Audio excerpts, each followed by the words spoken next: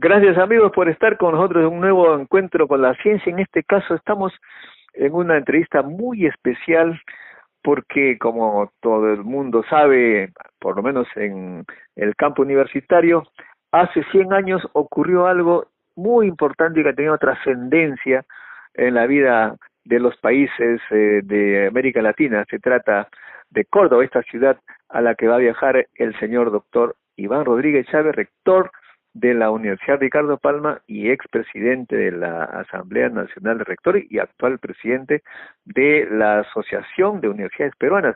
Gracias por estar con nosotros, doctor Iván Rodríguez Chávez. Gracias también a usted, doctor Montoya, y a sus órdenes. Usted está viajando a Córdoba a conmemorar este evento tan importante. Dígame, finalmente, ¿qué nos queda de esta reforma? Porque hay intentos, o han habido intentos, de prácticamente eliminarla. Primero, ¿cuál fue la herencia que nos dejó? Bueno, el movimiento de reforma universitaria que surge en 1918 fue verdaderamente un movimiento intelectual y social que modernizó a todo el continente, porque fue un movimiento que se extendió por todos los países hispanoamericanos con planteamientos de modernización de la universidad, pero a la vez también de identificación con los problemas sociales que había en esos tiempos y de recusación al ingreso del imperialismo en todo el continente. Ahora bien, el tema es que un poco que los años que siguieron, hasta los 60, 70, efectivamente la universidad tenía mucho rol, mucha voz en el campo de la política. Y me acuerdo los años 60, San Marcos, me acuerdo del emblemático Rolando Breña, enfrentándose un poquito a los emisarios de los Estados Unidos, etcétera. Sin embargo, con el tiempo da la impresión que la universidad ya no juega un rol en la política, en la opinión, por ejemplo, actualmente en el Perú. Bueno, sí, hay bastante de certeza en esa apreciación, porque después del movimiento y las transformaciones que se fueron produciendo en las universidades, pues también surgió las corrientes que podríamos decir que le ponían freno, y nos acordaremos y nos acordamos que décadas atrás comenzó a aparecer y a repetirse una frase que decía estudiante a estudiar y profesor a enseñar, ¿no? Que era una manera de establecer unos límites, ¿no? De encerrar al estudiante y a la universidad solo en el campo pedagógico. Y claro, un poco que se quiso ahogar o silenciar esa frase que conocimos en los 60, estudiar para la liberación nacional, que es en realidad vigente actualmente, porque el estudio genera conocimiento, especialmente en lo que a nosotros nos interesa, bueno, a cierto grupo, el conocimiento científico y tecnológico nos libera de esta dependencia de las grandes empresas que vienen a invertir, a veces sin respetar el ambiente ni las culturas. Claro que sí, pues sí, eso está pasando, ha pasado, pero ya han surgido también nuevas corrientes. Uno de los basamentos para todo esto pues ha sido la discusión y el debate, y sigue siendo si la universidad tiene autonomía o no tiene autonomía. Y prácticamente estos 100 años de historia se va a debatir, va a estar pendularmente en este esquema. Y ahora pues que se han cumplido 100 años con otras filosofías políticas y económicas, ya le dan pues otro rol a la universidad y va dirigiéndose la formación en ese sentido. Pero hasta se habla ya que la autonomía no existe, ¿no? Porque hay una intromisión en la universidad muy fuerte del Estado, porque a través de pedirle cuentas, de decir acá se invierte y esto tiene que dar resultados, que el trabajo de la universidad tiene que entrar en consonancia con el mercado, tiene que unirse a la empresa, tiene que dar la formación en profesiones que tienen mercado, y de esa manera pues la universidad está acosada, siendo afectada en su institucionalidad y fundamentalmente despojada de su autonomía, que hay que decir, ese es un atributo indispensable de la universidad. La autonomía está ligada al concepto de universidad, al punto que si no hay autonomía ya deja de ser universidad, se convierte en una escuela de formación profesional. Técnica, no, bueno, pues justamente, efectivamente los empresarios quieren que la universidad sea formadores de la gente que necesita para producir su empresa, y como sabemos todos, en el Perú las empresas están dirigidas especialmente a la minería y a la importación de productos acabados de alto valor agregado. En ese sentido, si seguimos con ese dictamen, con esa dirección, no vamos a salir de la dependencia, puesto que estaríamos más bien aumentando los mecanismos de esa dependencia, ¿no? Se necesitaría más bien libertad para la autonomía, la creatividad. Por ejemplo, este asunto de que no se puede hacer nuevas carreras cuando la tecnología avanza tan rápido, tendríamos más bien que estar generando nuevas ideas, nuevas carreras, y la universidad está prohibida de ello. Y manteniéndonos en las que son permanentes, por ejemplo, en el Perú, una formación profesional que no puede desaparecer sería arqueología, porque el Perú es un país arqueológico y todavía no conoce ni todo lo que tenemos de riqueza en ese aspecto. Nuestro país es biodiverso, tiene que haber biología, ¿no? Pero si relacionamos con el mercado, pues de repente hay cero presencia de mercado. Pero los arqueólogos resuelven su situación laboral con programas que ellos hacen y buscan financiamiento generalmente de organismos del extranjero, internacionales, ¿no? Sí. Pero por otro lado, usted sabe muy bien este asunto del famoso consenso de Washington, en que más o menos se dividían las tareas a los países claro, que investigaban, avanzaban, entonces se les daba la oportunidad de avanzar más, y a países como el nuestro, dedíquense ustedes a sus materias primas y a proteger el ambiente. Aparentemente eso sigue en la mente de los gobernantes, ¿no? Sí, es una realidad, y las últimas presiones sobre la universidad se van en ese camino, ¿no? En el camino de decir, en la Organización Económica Mundial, al Perú le corresponde la ubicación en la cadena de producción económica, simplemente de proveedor de materias primas, y por lo tanto pues tiene que desarrollarse para todos los aspectos lo que se llama la microempresa y la pequeña empresa, ¿no?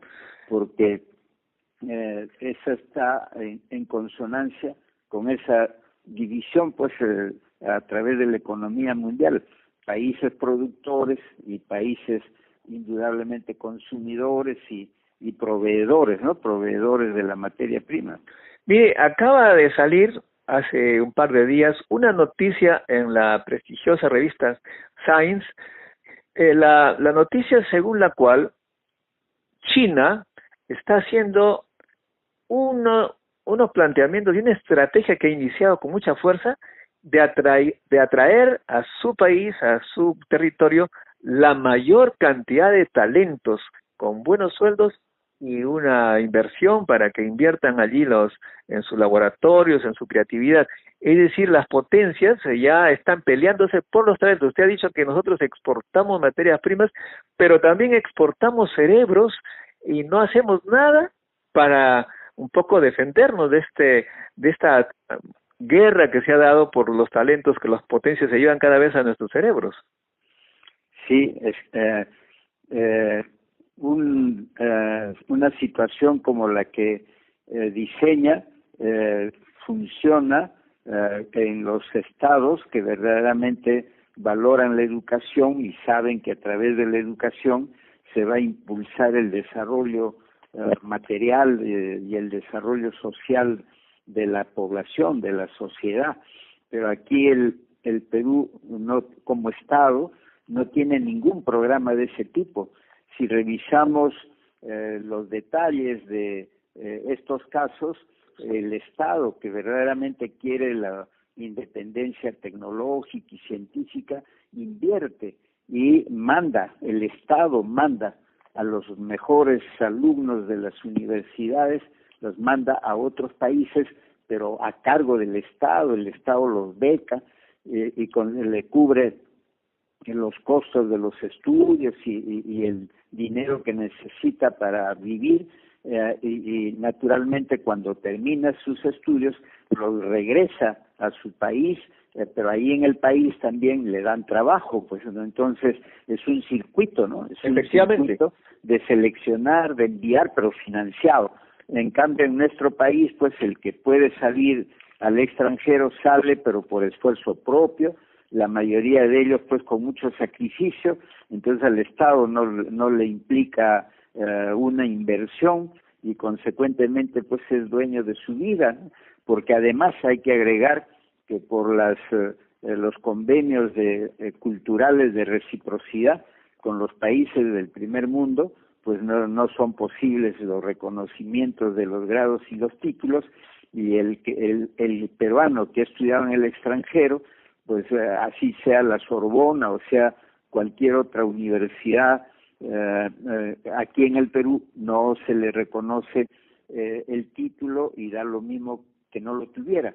Entonces se produce otra paradoja, ¿no? La paradoja que el Estado peruano necesita que los peruanos salgan a capacitarse, pero cuando el peruano por su propio esfuerzo, por su iniciativa individual, sale a calificarse mejor en las universidades del extranjero, especialmente del primer mundo, cuando regresa encuentra las puertas cerradas, ¿no? Porque él tiene que tocar, ir a un sitio y otro a ver si lo emplean, y naturalmente los pocos que han querido volver al Perú se han frustrado, no han podido, porque los sueldos en las universidades son bajos y no tienen un horizonte de futuro, de mejora, de promoción socioeconómica como corresponde a los actores de la inteligencia, entonces otra vez vuelven al exterior. Bueno, pero ellos están muy bien, mejor dicho, para ellos como personas le va muy bien. Yo veo que están en Estados Unidos, Japón, Francia, Alemania, recontra bien, y es el Perú que pierde. Sin embargo, ustedes, la Universidad de Ricardo Palma, desde hace ya buen tiempo, está fortaleciendo esta idea de atraer talentos a través del encuentro científico internacional, que dicho sea paso empieza el 30 de julio, el 1 de agosto, y muchos de los que han venido, o varios de los que han venido a estos encuentros, se han quedado acá porque han encontrado, buscando, con grandes esfuerzos, han encontrado instituciones que les han dado lugar para trabajar y desarrollarse. Sí, claro que sí, solamente que esto es otra vez fruto de su esfuerzo personal, de algo de suerte frente a otros, pero no responde a una política del Estado para que sea igual con todos. Nosotros, el peruano, por naturaleza y por historia, es sumamente talentoso, que se desperdicia aquí en el país, y si tiene expectativas, la alternativa es salir, ¿no? Pero eso es muy doloroso, pero se debe a una falta de política real del Estado, de formación de cuadros y de retención de cuadros, pero no sobre la base pues de hacer que renuncie a aspiraciones económicas y sociales, sino valorando su trabajo como corresponde con los estándares mundiales. Si en el Perú hubiera todas esas opciones, no necesitarían ni salir, si saldrían sería simplemente para perfeccionarse, para alcanzar una mayor formación teórica y experimental, ¿no? Así que gracias hay mucho que mejorar. Gracias al apoyo que tenemos de la Universidad Ricardo Palma, hemos iniciado una estrategia que va contra esta situación. Más bien, estamos atrayendo a talentos extranjeros en el Encuentro Científico Internacional de París. Hemos reunido a varios científicos europeos que se interesan en el Perú y han comenzado a hacer trabajo de investigación, y algunos también están continuando, ¿no?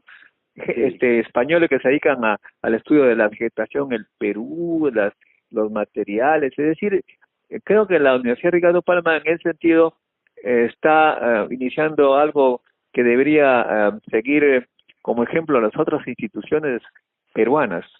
Bueno, esa es nuestra función y la cumplimos complacientemente, ¿no? Como un aporte de la universidad a la sociedad peruana, y seguiremos pues en ese camino porque honramos así a la universidad, a la ciencia, al conocimiento y a la educación en el Perú. Finalmente, sí. Finalmente, usted está ya casi con pie en el avión.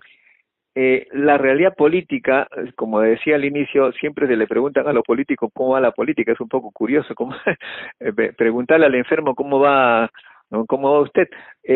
Vemos una serie de reclamos, una serie de desaprobaciones contra los ministros, contra el Congreso. Uno tiene la impresión que ya los peruanos un poquito están viendo que los gobernantes, Ejecutivo y Congreso, están un poquito de espaldas a la realidad. ¿Usted cómo ve como intelectual, como universitario? Sí, la coyuntura política es desfavorable para la educación, para el desarrollo humano, no solo por la inestabilidad que hay entre los que acceden a la función pública, sino porque todas estas marchas de contingencias históricas, sociales, económicas, afecta un programa, un conjunto de políticas de Estado que debería garantizar que fuera el presidente que fuera o el ministro que fuera, siempre deben de cumplir con una tarea de cuidar y promover e impulsar el desarrollo, el progreso. Seguimos nosotros en pleno siglo XXI que las obras y los programas de desarrollo del país están siempre ligadas a las personas, y cuando un gobierno termina su mandato y el que le sigue, el primero está dejando obras inconclusas, pues ahí se abandonan. Y hay muchos ejemplos, ¿no? Todo empieza de cero. Se comienza de nuevo como si recién se fundara la República. Y hay muchísimos ejemplos. Uno de ellos es esto por ejemplo, de Majes y de Olmos, que los inició Leguía, y 80 años o más, y ha continuado así. Al final le han dado a una empresa extranjera como una concesión, que es el colmo de los colmos, pues no, ni 80 ni 100 años que se van a cumplir han sido factibles para concluir una obra que era de verdaderamente impulso y de mejores condiciones de vida para las gentes, ¿no? Hacer productivas todas esas tierras seriasas que solamente necesitan el agua para producir. Así es. Bueno, a su regreso de Córdoba, ojalá que tengamos oportunidad de conversar nuevamente para ver qué se dice y cuáles son las perspectivas, cuáles son las posibilidades que nuevamente la universidad juegue un rol preponderante, vital, para que nuestros países de América Latina cambien de rumbo, porque el que está siguiendo en este momento es un poquito preocupante. Claro. Esperamos que tenga el Perú un gobernante que entienda mejor de educación y de universidad y se la ponga como institución verdaderamente conciencia de la sociedad, y a la vez la promotora, ¿no? Promotora a través de la ciencia, la tecnología, las humanidades, el arte, de el verdadero desarrollo humano, que es mucho más importante que los otros desarrollos, ¿no? Así es que no perdemos la esperanza y estaremos pues trabajando para que esa esperanza se haga realidad. Bueno, muchas gracias, doctor Iván Rodríguez Chávez, rector de la Universidad Ricardo Palma, y hasta con nosotros, amigos, hasta un próximo encuentro con la ciencia.